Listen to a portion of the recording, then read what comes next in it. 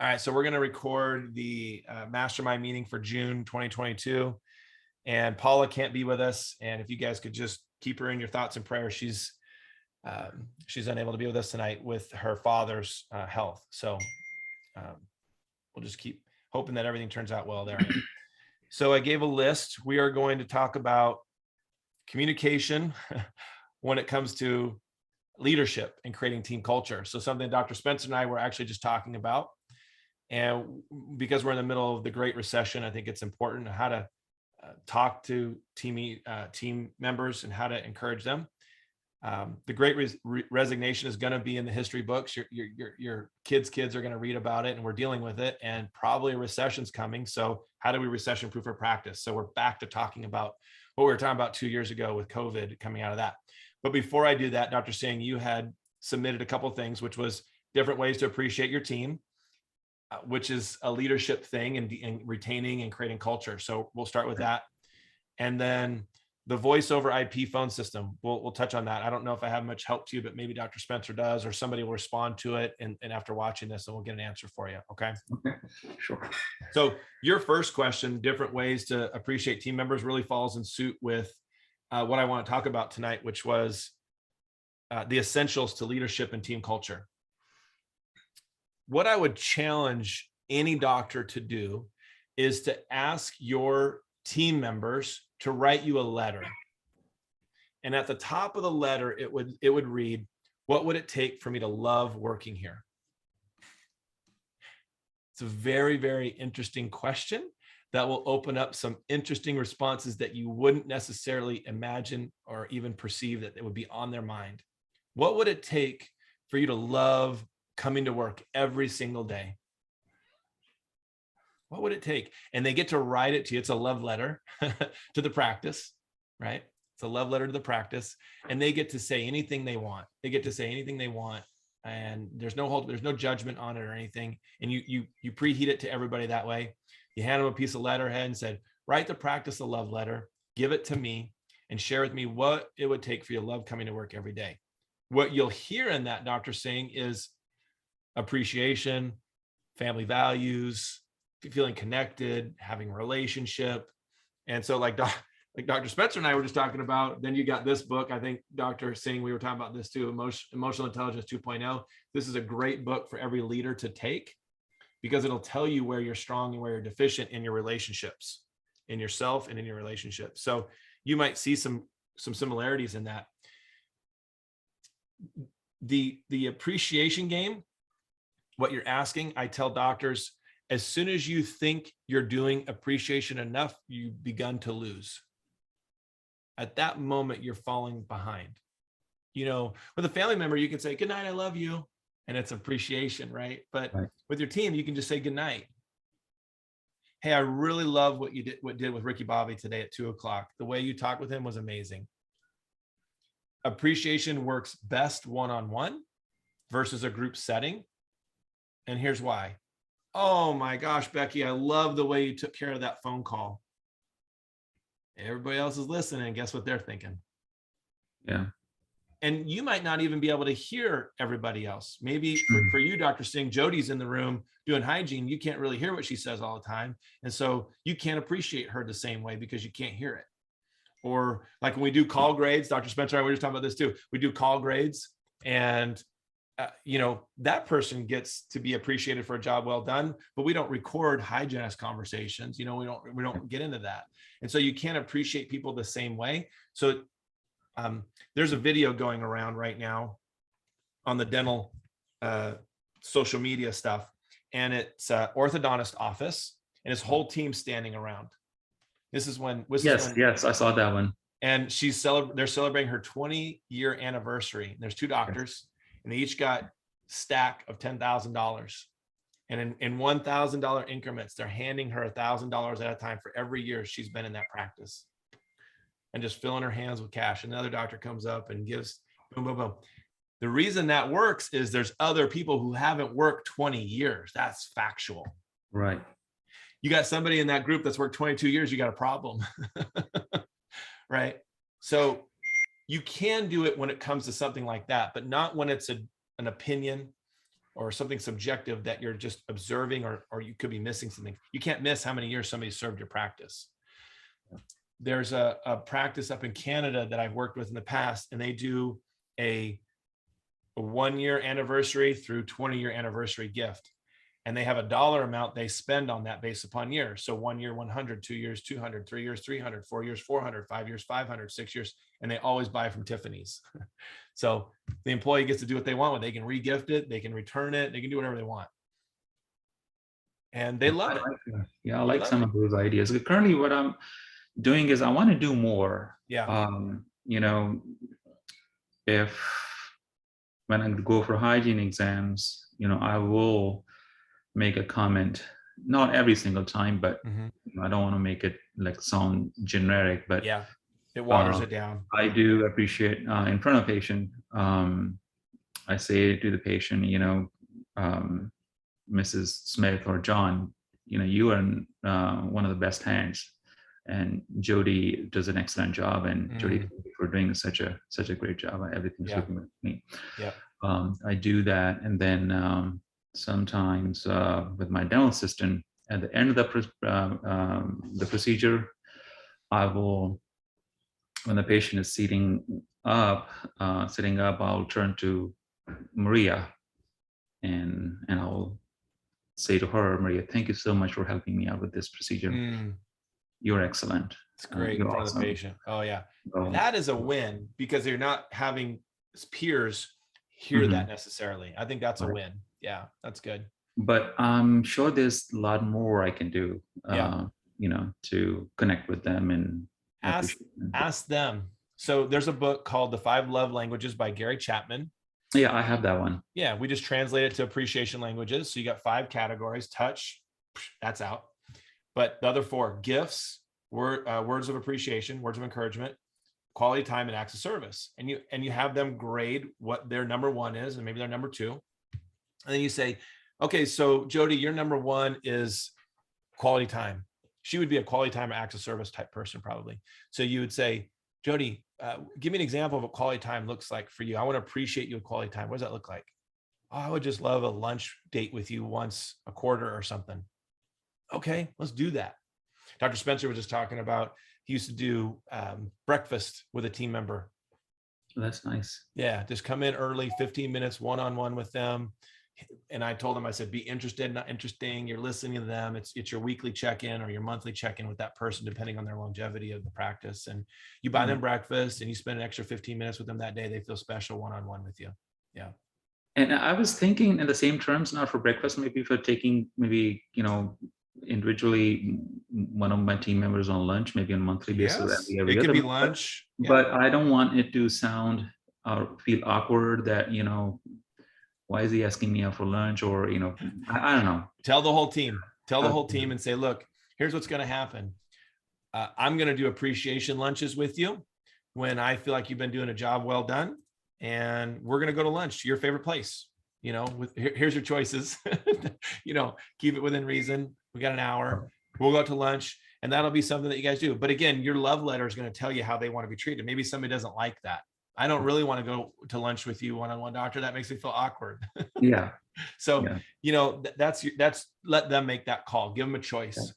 Yeah. Raj is usually there with me during lunchtime. Yeah. So maybe Raj and we both go. Yeah, that's totally, I kind of assumed that your wife would be with you. I think camping trips, I think those are important. And those could be quarterly. Those do not need, that's a whole team appreciation. Right, so, right. We do that actually. We try to do that quarterly.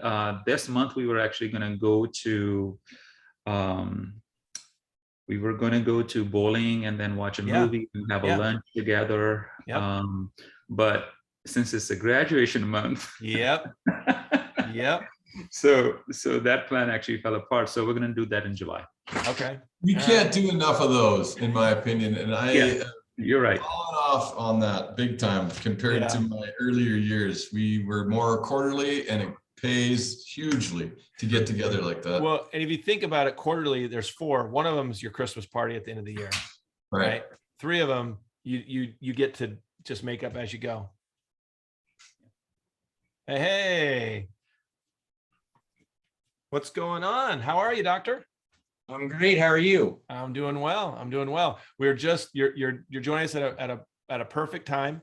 We're doing we're talking about different ways leaders can, I guess, lead their team in a way that's healthy. Right. And what are some great ways to appreciate? So, yeah. All right. How's the team doing? Doing pretty well. You know, I have I have one out on maternity leave right now. Who's So, that? Who, you don't have to say their that's name, but is it a hygienist, admin, assistant? it's she is a hygienist and an assistant. Oh, okay. I All have right. two full-time hygienists, Yeah. And then I got two you. Yeah. full-time Yep. assistants, and then this one is, you know, Both. both. I got Yeah. you. So Dr. Yeah. Spencer, Dr. Singh, this is Dr. Towers. Hi, Dr. Hi. Towers. Hello, Dr. Hi. Dave. Yeah. And I don't know if you know Dr. Hi. Towers, Paula is home with her dad. So Right. okay. So some things that we've been talking about: appreciation. So 5 appreciation languages. Have your team members write you a love letter. What would it take for me to love coming to work? Have them write that out to you. No holds barred. Really listen to it. Quarterly camping trips. Annual recognition. You worked with me 1 year. Here's $100 bonus. You worked with me 2 years. Here's a $200 bonus, or 1,000. Whatever you want to do. Right. I mean, depends how long they've been with you. Somebody's been with you 8 years. Give them an 8-year bonus. You know. Yeah. Out to breakfast, out to lunch. I think those are great things.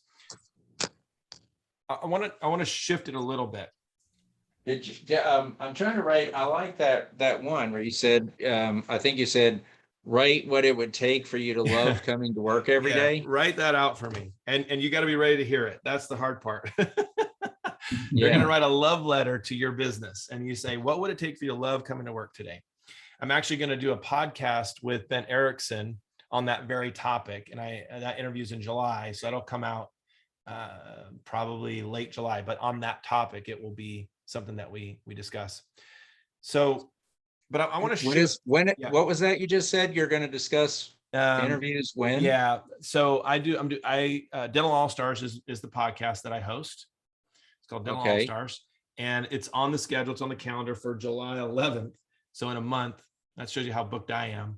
I'm interviewing Ben Erickson. They're a HR firm, Adrian and Alan Twig. They're going to come on, and we're talking about this subject. This is this is a very hot subject for all of us coaches. How do I appreciate my team? How do I lead them? How do I get them motivated? And let me just say this: I don't believe in motivation because it fades, but I do believe in inspiration. So I'm not a motivational speaker. I'm an inspirational teacher. And you can wear that hat too as an owner. It's just only in spurts.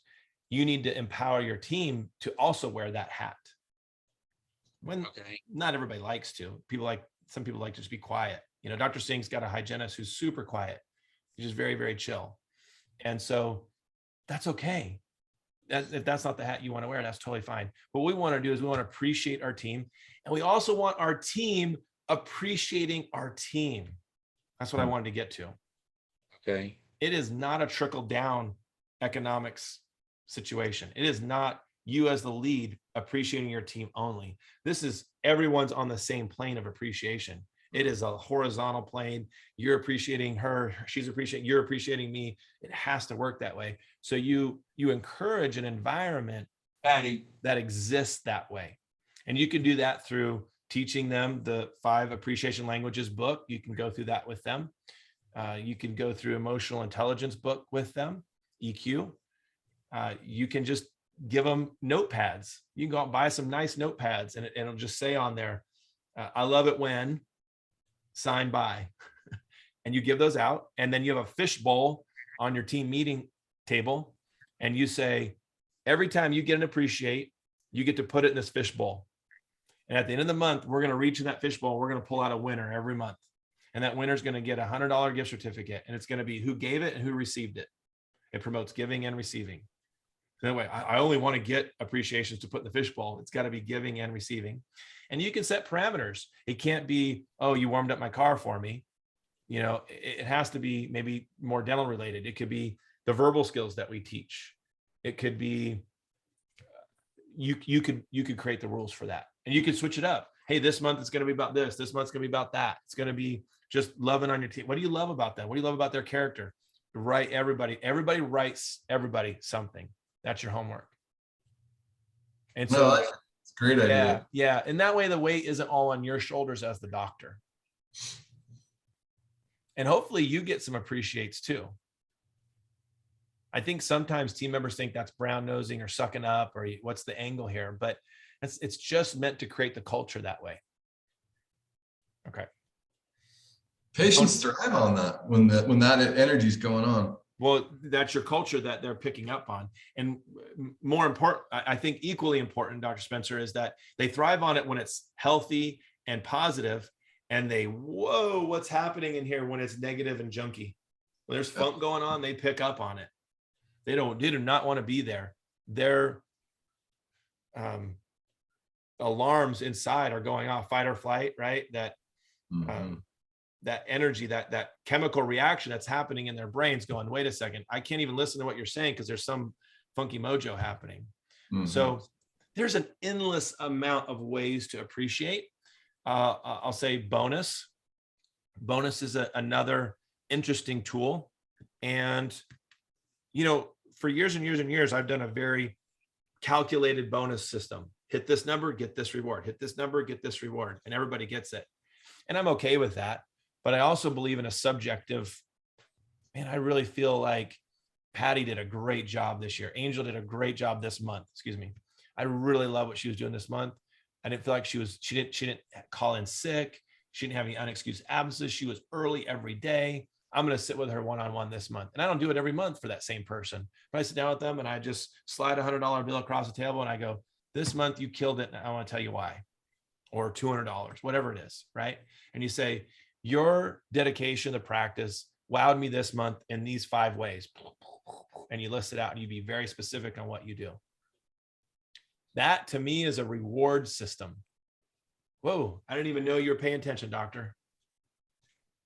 I had a team member that we have an office that has this bonus system in place. And there's a bit of a negative team member on the team. And she goes, she heard this and she goes, we have a bonus system? Somebody hasn't been getting invited out to lunch. So you people find out about it because they have a meeting with you. And if you haven't had a meeting with you, you don't find out about it. So you can announce it. You could just say, you know what? I've decided that I'm paying attention more. And I'm going to have a reward system in place. I don't know what the reward is going to be, and I don't know who's going to get it. But what I'm looking for is people who have ownership, who love the practice and go the extra mile and are here every day and they strive for it. And so I don't know who's going to get it yet. And there's no real calculation to it other than my gut. And I hope you all get it. I hope that I'm having sit downs with each of you explaining that you got it this month, every single month. And we'll see how it goes. That's another keep them on the edge of their seats type reward appreciation. So the challenge with that is not everybody's going to get that all the time. And so they got to think, man, doctor didn't sit me down this month. What does that mean? And so there's risk in that one. That's a riskier move. Now you could appreciate the good things they see. You could appreciate the good things that they do throughout the month, but that just something didn't quite get them to that level of a bonus. But keep that one-on-one. Is that right, Eric? You still have your one-on-one with them. Yeah. You still have if they're brand new, a weekly one-on-one check-in. If they've been there a long time, you'd have a monthly one-on-one, 15 minutes with them. Absolutely. And again, 80-20 principle, you're listening 80% of the time and they're talking 80% of the time. You're only talking 20% of the time. That's typically to ask questions. Lastly, I would say appreciate the mistakes. It seems weird. Dr. Spencer, we're talking about this failing forward. I call it celebrating your mistakes. From my father-in-law taught me that. Celebrate your mistakes. I've often said life experience is your best educator. But at the same time, knowledge is not power. And so John Maxwell taught me that, yeah, life experience is your best educator, learning to ride a bike, falling over. But if you keep doing the same thing, you don't evaluate, you can't learn to ride the bike. And so to celebrate the mistake means sit down with me. I'm going to talk to you about this and we're going to celebrate this together. I love what you did because you're trying something new and you're growing. And that's why there was a mistake made. I'm totally fine with that. That way, I think Elon Musk said this. He's like, I don't know if he was talking about firing people or what it was, but it was basically like, we don't want to restrict anybody in their free thinking, because that's where new ideas come from. Mistakes mean more new ideas. So we actually encourage failure. We actually encourage it because we don't criticize it. We don't, give feedback to mistakes, because then people will stop trying to grow. They almost retreat into mediocrity and average. I don't know anybody who's trying to be average. I don't know anybody who wants average pay. I don't know anybody who wants to work for an average dental office. I think people are either, so there's no coasting in this. This is a steady incline. I just did an interview with Dr. Michael Goldberg. We do a sit down fireside chat every month. It's on the YouTube channel as well. I met him through All-Star Dental Academy, and he's just become a friend. I love, we're very similar. He's in New York, and he says he uses the analogy of an airplane, an airport and an airplane, and the dentist is the pilot up front. And at some point that door closes and there's no access right there because you're in the chair with the patient. You've got patients and team members out there on the plane that need to be taken care of by people. There's got to be a way to communicate to the front. And the tower is the management admin running things, saying direct, go here, go here. And he uses that analogy for a lot of things in the practice. And I really, really love it, because when your team understands that, hey, I've got a co-pilot. It's my co-pilot today. Hey, you're important. You're directing traffic from up front. You're making sure we're going the right way, admin team. Okay, hygiene, you're taking care of the people in one-on-one in your own way in the cabin, right? But at the same time, you also have to be careful not to close that door and keep it closed. You got to communicate somehow with your team throughout the day. You got to have check-ins with them. I just flew back from, where were we? We were in Georgia, and we didn't have to get off the plane. It was Southwest. We didn't have to get off the plane. We were just going to the next stop. And so Abby and I were sitting there, and the pilot came out and he was cleaning the cabin with his crew. And I said, you're cleaning the airplane as the pilot? And he goes, yeah, I stretch my legs out. It's good for me to get out here and see everything. I loved it. I thought it was awesome. I thought it was really, really cool. So you got to get in there. You got to get in there as leadership and lead by example. So yeah. Any other ideas? Is that stirring up any other ideas for you guys? Yes, those are all really good things. I'm already thinking about watching that podcast that you mentioned.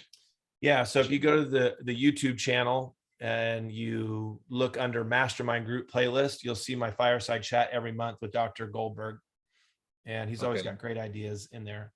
And the podcast is Dental All-Stars. And we release one, maybe two a month on that. That's a good podcast to listen to. It's also on YouTube if you want to watch the interview. We just released, the latest one was with Dr. Jerry Gray. He's a very, very amazing endodontist up in Minnesota area near Mayo Clinic. And we just talked about what it takes to be successful. Can you get my notebooks? My 3-grain notebooks out of my office. Yeah. My 3-grain notebook. And so this leads us to, it's about communication. So everything we've talked about so far is communication.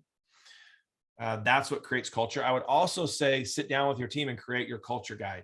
Sit down and say, what are our culture elements for our practice, and list them out.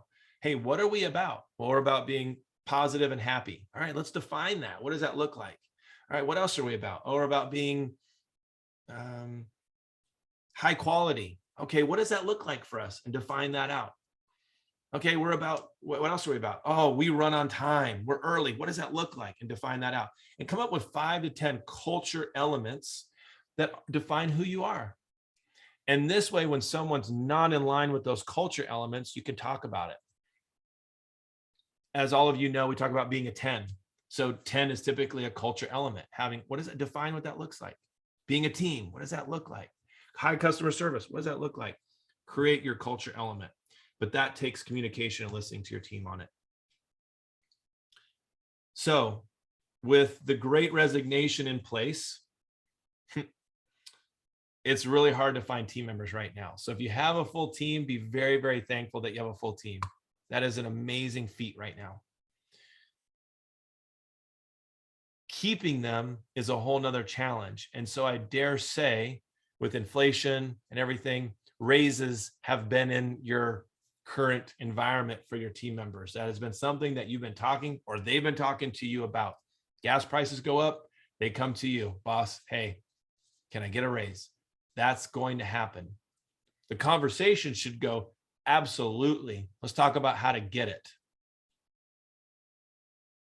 What do we go do to get that raise? How can we create your own raise and understand KPIs and what it, because what you don't want is the dentist down the street offering $4 more an hour for them to come take that person. You do the math on a $4 an hour raise, right? You kind of go $4 an hour. They work 32 hours a week, 52 weeks. You're talking about $6,600 a year. It's not that much. You talk about, well, there's a bonus here. So do your wage worksheet calculator to show, actually, you're actually making more than $4 an hour to work in my practice, because here's the bonus you're getting every month. Oh, Dr. Singh, you're muted.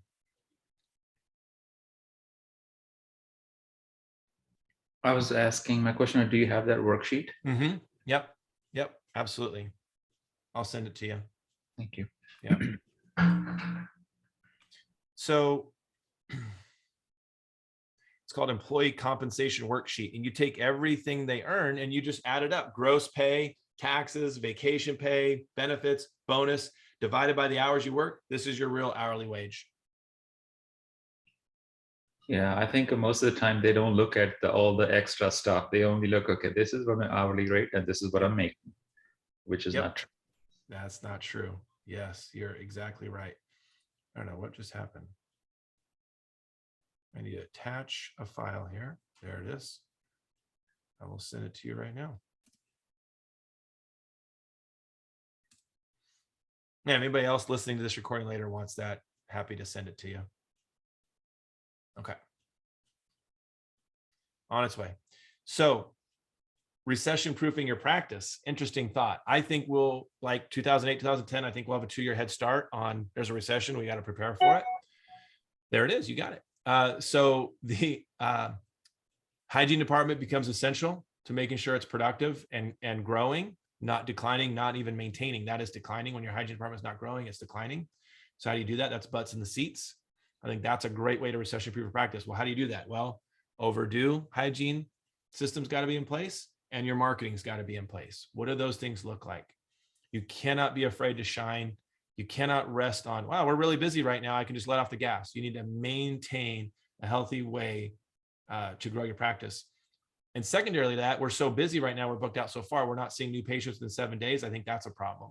That's a surefire way to have new patients not show up and have a false insecurity saying, oh, we're scheduling new patients into September right now. No problem. And then they don't show up. So you're not really seeing new patients. So how do you get new patients in within 7 days? I think that's a conversation worth having through exam typing and taking a cancellation and putting a new patient in there the right way. I think that is an essential part of your practice.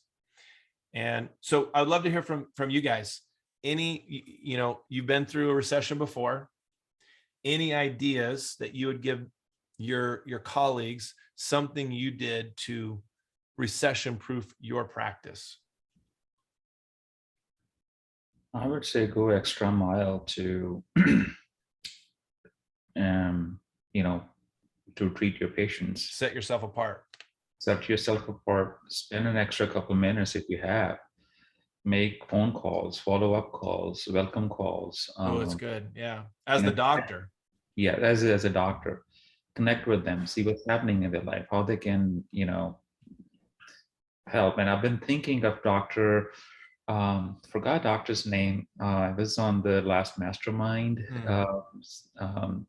He mentioned in a couple of things that he did for his patients, like raking leaves. It took his whole team and and cleaned out the yard for her. Yeah, that's Dr. Barry Watson. Yeah. Dr. Watson. Yes. Yeah. So Yeah.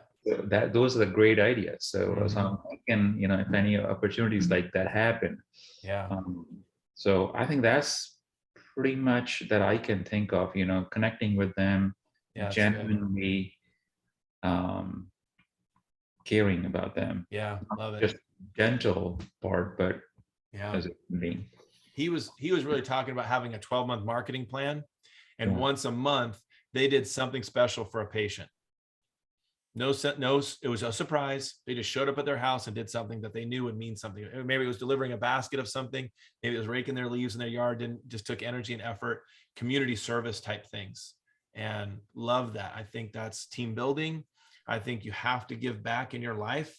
The law of, what is it? The law of compensation. And, you know, you don't do to give back, but it will come back to you. You know, you don't do it because of that, but it will have a return on investment. So absolutely. So I would say systematically make sure you're in contact with your patients to keep them on the schedule. That will help recession-proof your practice. I think making sure that you haven't funneled your practice down to only a few things, that would be a real challenge. So if you only did something, you referred everything out, and you only did this, that would kill your practice. I think that if you're too heavily involved, this is my personal opinion, I think that if you're too heavily involved with insurance, I think that would be a challenge during recession times. I think that you have if you have, you know, some things that you're involved with, that's fine, but not like overly involved. And the goal would be to try to get out of it before there's a recession. I also think that when you look at recessions in the past, the people that did large amounts of dentistry on each patient, they already had a name for that, because what happens is those patients that can afford that typically aren't affected by a recession. And so in the middle of recession, they're still doing large cases. Why? Because they have a name for that. They're known for that. And so that patient seeks you out. So now is the time to generate that name of, wow, we completely restore mouths, all in 4s, all in 6s, you know, implant restorations, market that, put that out there, rave about it, put it up in your office, have people talk about it. It's on your website, social media in the right sense, no scary pictures on social media. Those are things that I think are important. Okay.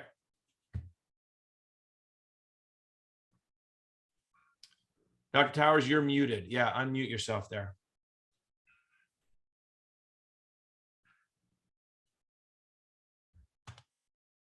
I might be able to help you.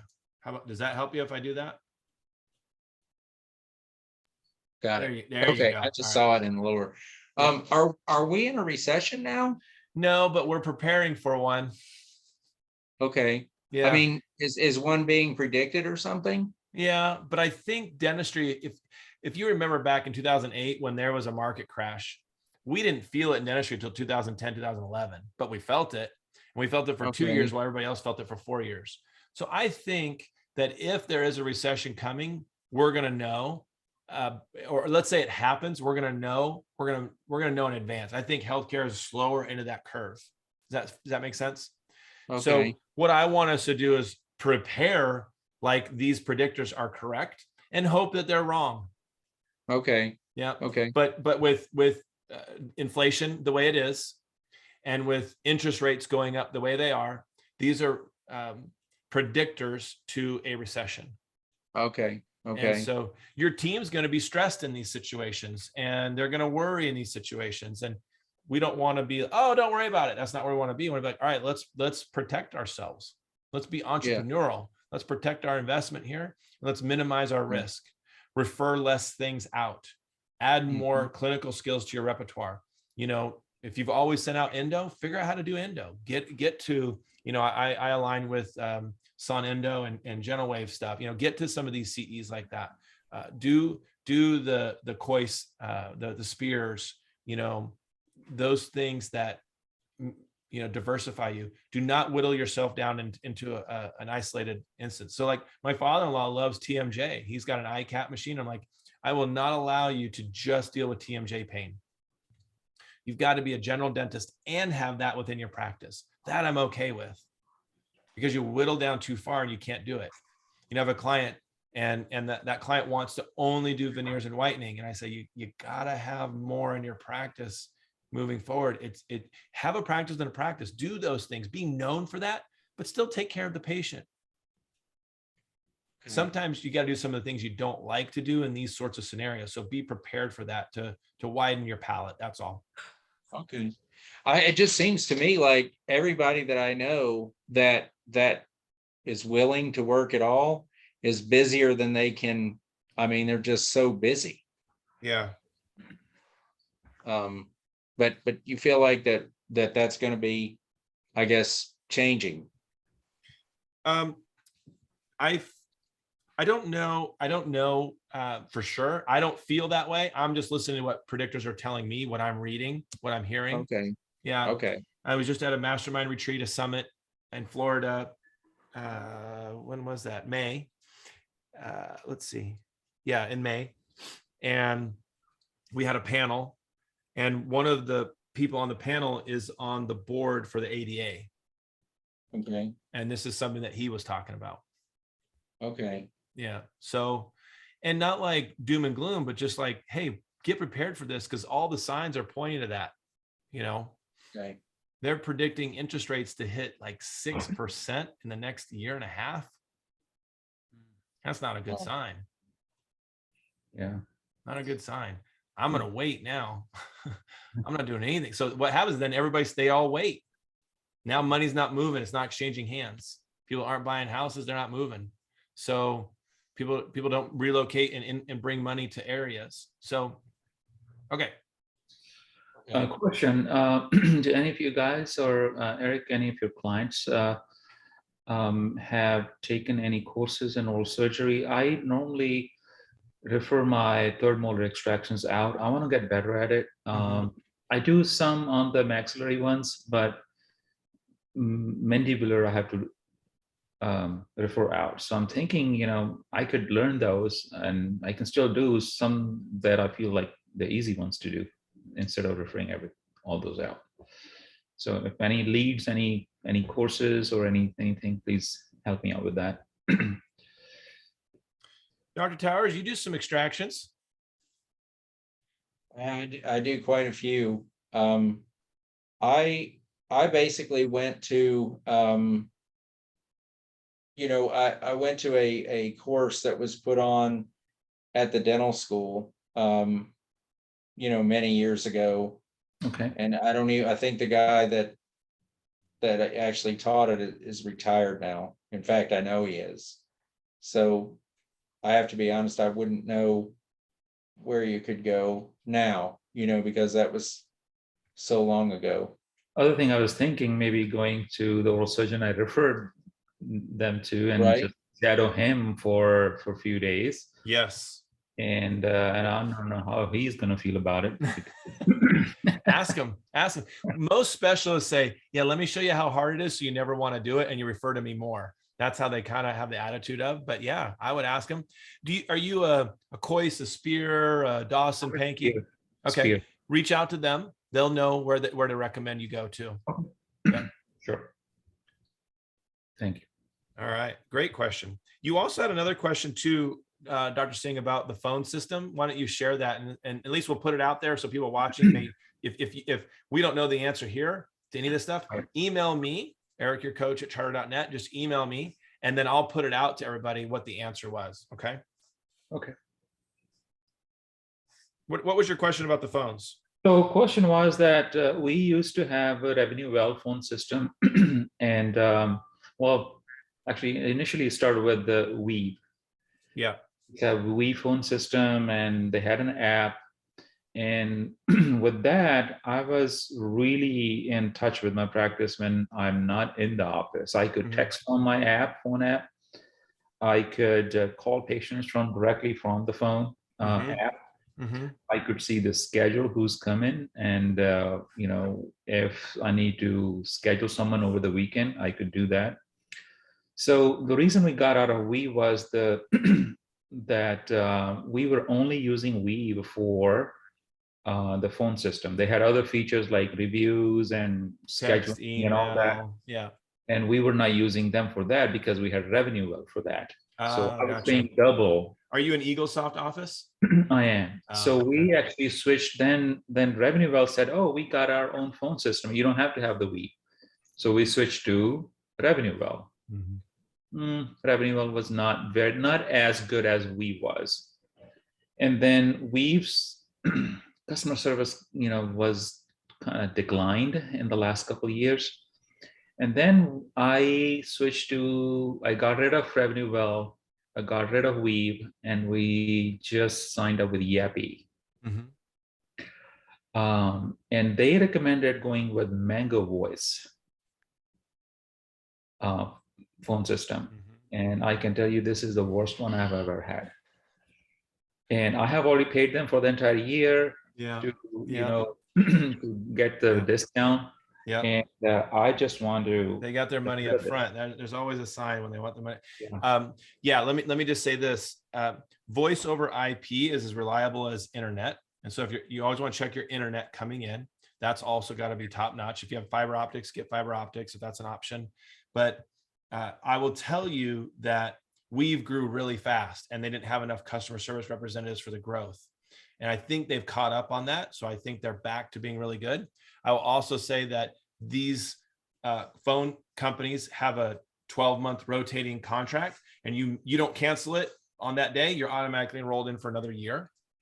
Okay. So make sure that, and then other ones will buy your contract out. So in fact, I just had an office, they just relocated. I had my guy Kaz at Weave. He did a webinar with them and showed them the phones, and they moved and got out of their Mango and went back to, and they got Weave phones, and they're back using that system. And everything's going to have an issue when it comes to voice over IP. No, it's not. It's not. I think the issue is that their system doesn't work well. The app never works. The calls drop all the time. Yeah. And every time we call them and they said, oh, we are, regarding the app, we are building our app or something. We've said that? No, Mango people. Oh, yeah, they're not there. And it's been a nightmare. Yeah. So, I mean, if we can give Weave a try, if you think the customer service has gotten better, I mean. I would connect you with my guy, Kaz. And I know his customer service is amazing. I know that he would take great care of you. That I would do. Okay. Maybe I'll even have him come on to one of these one time or something and just do something for us at one of these meetings or something, just kind of show some stuff. But everybody seems to have something now. Addit is another company out there that does it. James is somebody that I work with there as well. They're doing text and email and all that. And that could be a possibility as well. I think their track record isn't as long as We've. Dr. Towers, do you know what you guys use for your phones? Modento. Okay, that's right. You guys just started using Modento. That's right. Yeah. I think they seem to be happy with it so far. Okay. Modento is it's a VoIP phone system. It's actually like Weave. Modento and Weave would be very similar, and it allows you to bring in the virtual paperwork, which is why Dr. Towers did this. So I can text any form I want to the patient, and they will fill it out, and it'll automatically be updated into EagleSoft. Right, that we have through Yappy. Yeah, so it's just like Yappy with Modento. But Dr. Towers, you got phones through Modento? My phones are it's the same phones I've always had. Yeah. So he just used, I don't think Modento does phones. They just do the text, email, like they do Yappy without the phones. I think it's the same exact thing as Yappy. They're direct competitors.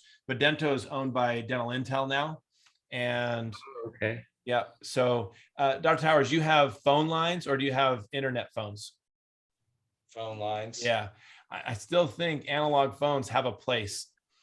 And well, especially, I mean, you got to remember, I'm in a very rural area in Alabama. So, I mean, that's why I've resisted, going to the cloud for my server and all that, because I mean, our internet, I mean, it's okay. I'm seeing you right now, but I mean, it's just not the fastest, and it's not going to be. you know? Yeah, I And would, so, yeah, you know, I totally agree. the analog phone lines don't cost that much. And I mean, you know, I've had them forever, and the phone system I've had for a long time. So I'm not saying I absolutely wouldn't change, but we just don't have a problem with it. I know? would say don't change because you have Modento on the phone. So for Dr. Singh, I would say, hey, you have Yappy, maybe look at analog phones. Maybe look at going back to just good old phone lines. I don't know. No, I don't think I want to go back to it. So talk to Yappy, see if they're Sure. doing, I mean, tell them about the mango thing, tell them it's not working out. And if you end up talking to Weave and Kaz at Weave, see if they have that same feature that Yappy has with where you get the form downloaded. I don't know if they've added that yet or not. I'm not all the way up to speed all the time on everything they do, but we'll find out. Okay. Okay. All right. Dr. Towers, anything that's you got an itch to scratch? You got anything that's bugging you right now that you would like some support with? You kind of hit the nail on the head with the appreciation thing, you Mhm. know. You know, I did actually just have a team member to resign. I was kind of actually a little bit overstaffed with her, with everything being fully, you know, functional. But you know, one of my team members, as I mentioned, is already out on maternity leave. So this person's resignation could have come a little better a month later, you know. But I think we'll make it until this other team member gets back Come from, back. you I know, from gotcha. maternity leave. Yeah. You know, this person, you know, just an assistant, brand new, relatively, you know, been here about a year. She told me, you know, she just found a job that she's very focused, as Dr. Singh said, on the hourly, you know, like you can give her a bonus and whatever till you're blue in the face, but it's all about, in her mind, you know, what do I make per hour? Because she's only, I think she just turned 20, you know, so she's very young. You know, and she just told me basically straight up, like, hey, I really appreciate everything, but she's like, you know, I've basically found an easier job for higher hourly pay. Yeah, you know? Walmart's paying, you know, 18 to start, I think. So yeah, what fulfills you? It's actually, it used to be number one on the order was appreciation. Then it was a sense of family values. And then it was money. And now Yeah. with this generation, it is now money and having a sense of purpose. Those are they're tied number one right now. So you got to pay me and I want to pursue my passion. So it's where we're at right now. And you're experiencing the great resignation. You're right in the middle of it. There are the lowest unemployment rate we've had in a while. It's like 3.2%. With the highest open job market we've had in a long time. What that means is people aren't filing for unemployment. They're at home working. They're being entrepreneurs. They're on Etsy. They're on Amazon. They're reselling things. They're hustling. They're doing. I had a hygienist quit because she's selling jewelry on Etsy. A hygienist. Yeah. I mean, purpose and money. She could make the same amount of money, and she felt really purposeful with it. Felt really like it was filling her passion bucket. You know, one of the things, I mean, I really like to help people find their purpose, because that's kind of a hot spot for me. In that, you know, I felt a lot more fulfilled when I finally kind of got the idea that I wanted to go into dentistry. Yeah. And so I was trying to help this girl. You know, she had tried hygiene school, and you know, and that she just only stayed in like for a semester. Yeah. She didn't like that. Actually had her working with my denture tech some, you know, to see if that would be something that she would want to do. You know, and then, you know, of course, assisting. And I just don't know, you know, like I say, I don't know about that. She didn't mention anything about the purpose or whatever. She just told me she just told me that, you know, I found an easier job for more money. Yeah. Yeah. I would always recommend you do an exit interview, and it doesn't have to be one-on-one in person. You could just say, I need you to write me an email or a letter and tell me all the things I could be doing better as a boss, that we could be doing better as a place of employment. I need to learn from that. And you're free to communicate freely, right? Communicate freely with me. Tell me everything. Yeah, Dr. Singh. Yes, I was just thinking of the same thing you just said. Yeah. Many times I think that I want to know how I'm doing as a boss, okay, as a leader. So from time to time, I do ask them when I have their monthly meetings one-on-one, Yeah. that, hey, tell me, how could I be better leader to you? How can I be better boss to you? Yeah. And I know that I'm not perfect. There are many things I need to improve. I may need to improve upon, which I don't know, but other people may see it. But they always say, "No, you're doing They fine." don't say anything. Yeah, they don't say anything. But Yeah. how can I get that out of them? Give them a blank piece of paper and a typewriter, and say, write me a letter that says, what would it take for me to love coming to work here every day? What would my boss do? What would this environment do? You don't have to put your name on it if you don't want to. And just, and in fact, I don't want anybody to put the name on it. That's fine. If you want to put your name on it, that's great too. But if you feel like it's important for you to speak freely, then do that. Okay. All right. Back full circle. All right. Well, let's end with that. And thank you guys for being here in the middle of graduation week.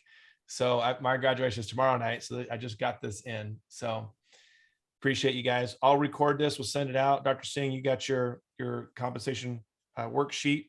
Sure. Yes. To you. And I think the biggest thing I would leave us with is, in preparation for a recession, it's all connected. Your team is going to drive your business.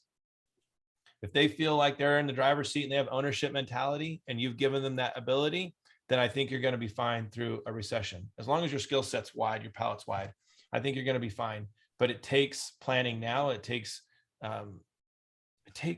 focus and determination now to appreciate them and find out how best to do that. So, all right. Sound good? Thank you very much. Thank you, Dr. Thank Robert. you. All Thank right, you. guys. Take care. Have a good evening. Go Warriors. Thank you. All right. Bye, guys. Bye-bye.